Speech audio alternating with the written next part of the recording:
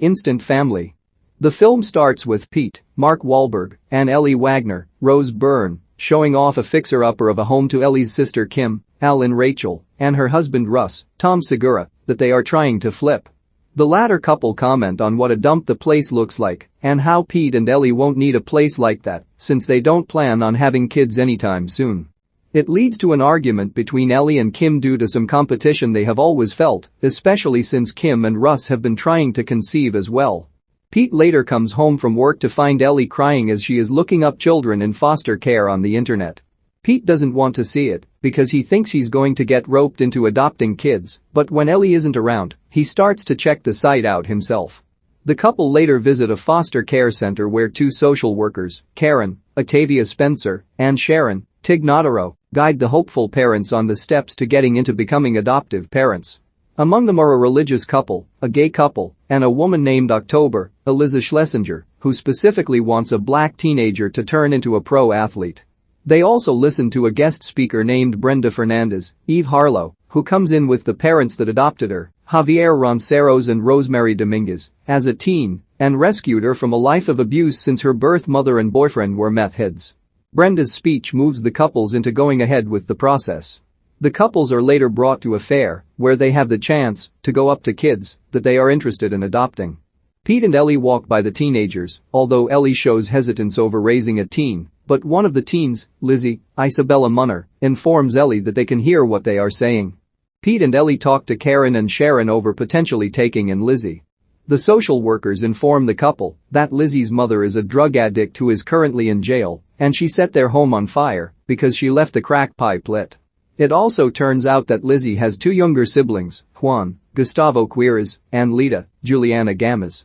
Pete and Ellie are told that Juan is very sensitive and Lita is highly rambunctious, which is why Lizzie has had to parent them with their mother never around.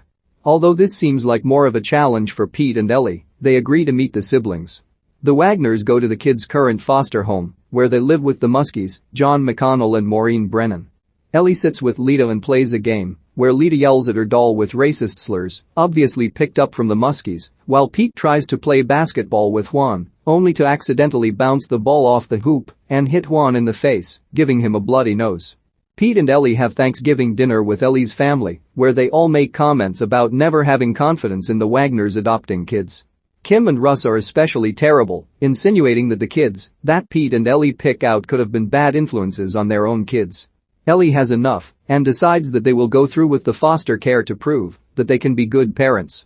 Lizzie, Juan, and Lita begin to live with the Wagners. Although it is initially pleasant, it doesn't take long for things to get hectic. Lita refuses to eat anything but potato chips, and Juan reacts sensitively to every instance of trouble. Lizzie is also frequently bratty toward the Wagners, but especially Ellie.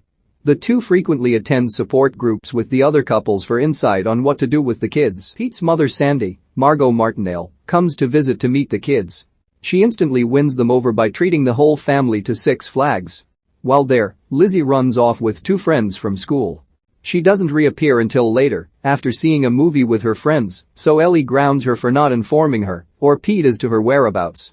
The next day, Lizzie has the same friends come over by climbing in through the window.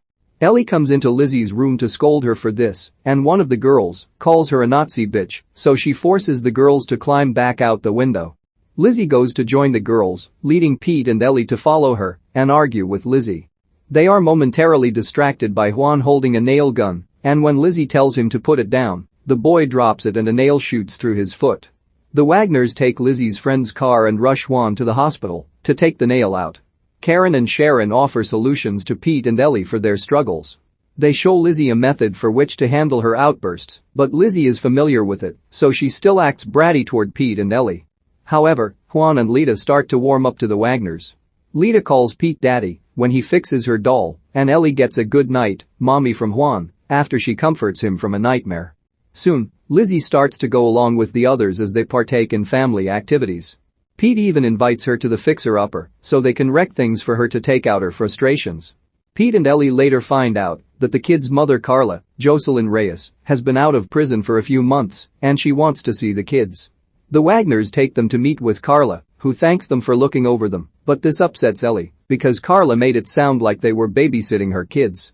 They express their feelings about this during the group therapy, but the social workers tell them that their main goal is to keep families together.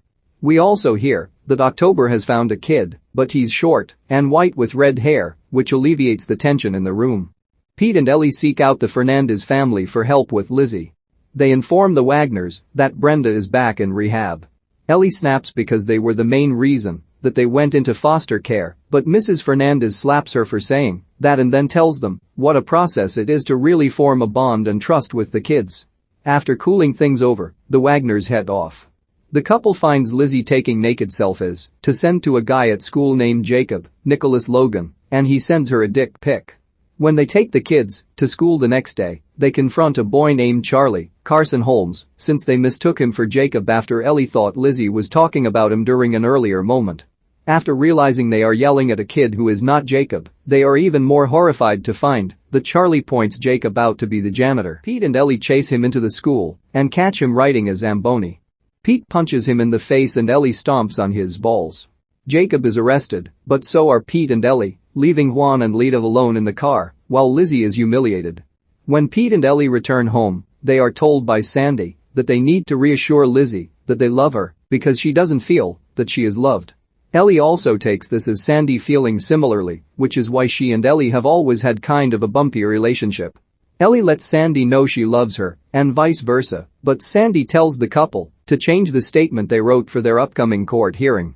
The Wagners and the kids gather for a court hearing to decide whether or not the kids will go back to Carla or stay with Pete and Ellie. The judge, Valente Rodriguez, reads a statement written by Lizzie detailing the things that Pete and Ellie have done. Although Ellie tries to read her new statement, the judge won't let her. Carla is then asked whether or not she feels ready to reassume care of her children. She hesitates on the last question, but says she is ready to be a mother again. Pete and Ellie sadly start to pack things up for the kids. Juan and Lita do not want to go, but Lizzie is ready. Karen and Sharon arrive to the house to inform Lizzie that Carla is not coming to get them. They went to her house and realized that she is still using drugs, and she went back on her word over taking care of them. Heartbroken, Lizzie runs away. Pete and Ellie chase her, while Karen and Sharon watch Juan and Lita. Lizzie hides in the backyard of Mrs. Howard, Joan Cusack, and cries. Pete and Ellie tell her they love her, but Lizzie refuses to come out. After Pete and Ellie go back to the house, Lizzie rejoins them. She offers to let Pete and Ellie take Juan and Lita, and that she will just occasionally visit her siblings. Pete and Ellie refuse to let that happen, and they give Lizzie their statement. She realizes they do care about her, and she embraces Pete and Ellie. Mrs. Howard wants a hug too, but Ellie declines, although Lita gives her a hug. 4 months later, the family goes to a new hearing. This time, the judge clears Pete and Ellie to legally adopt the kids, and all the other foster parents, plus Pete and Ellie's families, are there to cheer them on. Everyone gathers for a big group photo